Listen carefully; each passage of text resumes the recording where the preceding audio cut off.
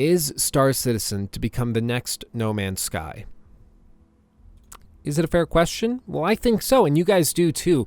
You've asked me this dozens upon dozens of times in the videos over the last month, and I'm only just now answering it because I've read all this news, all this stuff coming out of CitizenCon about Star Citizen and all of the new things they're promising, and it really got me thinking, are they promising too much? Are they ever going to be able to deliver on these promises? Are they slated to become the next No Man's Sky, the next Fable? And so let's talk about it on this episode of Talk Gaming. And I am your host for this episode, Lukey Poo. Now, before I go anywhere, I just want to ask, is it even a fair comparison to compare Star Citizen with No Man's Sky? People tend to get really pissy when you try to compare games, whether it's The Witcher 3 with Skyrim or Fallout 4, or you're comparing Star Citizen with No Man's Sky. They get really pissy about it. This is why I'm comparing them. I'm not comparing them because they're both set in space, because you can fly ships around planets that are procedurally generated. That's not what I'm talking about.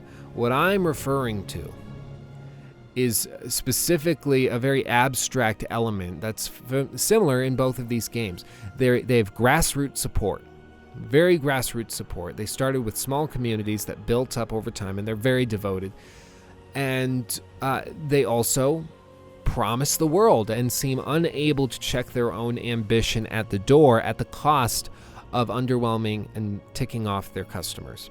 And that's why I'm comparing them. Not because of the gameplay elements, not because of any of that. Very abstractly, because they have the same sort of business model in terms of how they advertise their game. So with that said, now that we're on the same page, what was No Man's Sky's mistake? What was the sin that they committed? Because if we're going to ask, is Star Citizen to become the next No Man's Sky, we have to know what the atrocity was that No Man's Sky committed. And very simply, it was that they promised too much for a small team of 12 people to deliver. They could not deliver on all of the promises that they had made. And so we have to ask ourselves, can Star Citizen deliver? And I think that's a very fair question. Now, when you're asking if something can deliver, you have to look at two basic categories, two things that allow a studio to deliver on its promises for a particular game. Those two things are budget or resources and staff. And staff comes from budget, which is why I'm going to talk about that after I talk about budget. Now, budget, really quickly, No Man's Sky, it's unclear how much they needed to produce that game. It's unclear how much that game costs to produce because it's a small indie studio. But from all mainstream estimates, it's anywhere from $2 to $5 million. Now, that's not including promotion and marketing, which Sony would have paid for as publisher in exchange for a cut of the total sales of the game. That's just how game sales work. Okay. Now, Star Citizen, as of October 2016, when this video is being filmed, Star Citizen has raised $126 million. So 2 to 5 million to 126.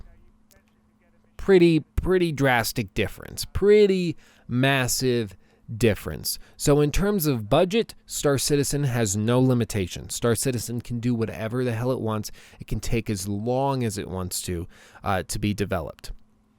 There's no publisher pushing this out. I think their goal was $23 million, and then they wouldn't have to go for an outside publisher that would push a release date on them. They said, if we get past 23, then we can just put this out when we're ready to do it and when it's awesome. And then they passed it back in, I think, October of 2013, and now they're at 126. So really, they could keep developing this ad infinitum and never run out of money, really is what it's looking like. But that's off to the side. That's irrelevant. Staff. In terms of staff, again, this is related to budget. If you have a higher budget, you can hire more people, but it's also important just in terms of manpower. Hello Games, the developer of No Man's Sky, had 12 people working there. Last we found out, last we heard, they had 12 people working there. Cloud Imperium Games, the developer of Star Citizen, has, at the very least, hundreds of employees, working on offices in LA, California, in Austin, Texas, in Wilmslow, in Cheshire, England, or in their office in Frankfurt, Germany. They have offices all over the world. And they have hundreds, at least hundreds of employees. So again, very large difference. And so all of this to say,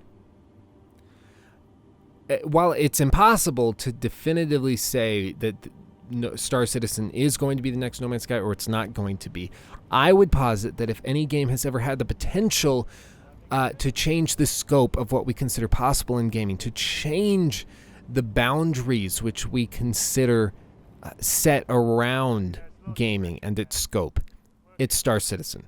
Star Citizen has the potential to break every single barrier out there. It has the potential. It's got the passion behind it. It has the talent behind it. And possibly most importantly, it has the money behind it. And the community. And so while we won't know until we play it, I would say that Cloud Imperium Games is safe from making the same mistakes that Hello Games made. I think Star Citizen is going to be okay. And one of the biggest reasons for this is because of No Man's Sky.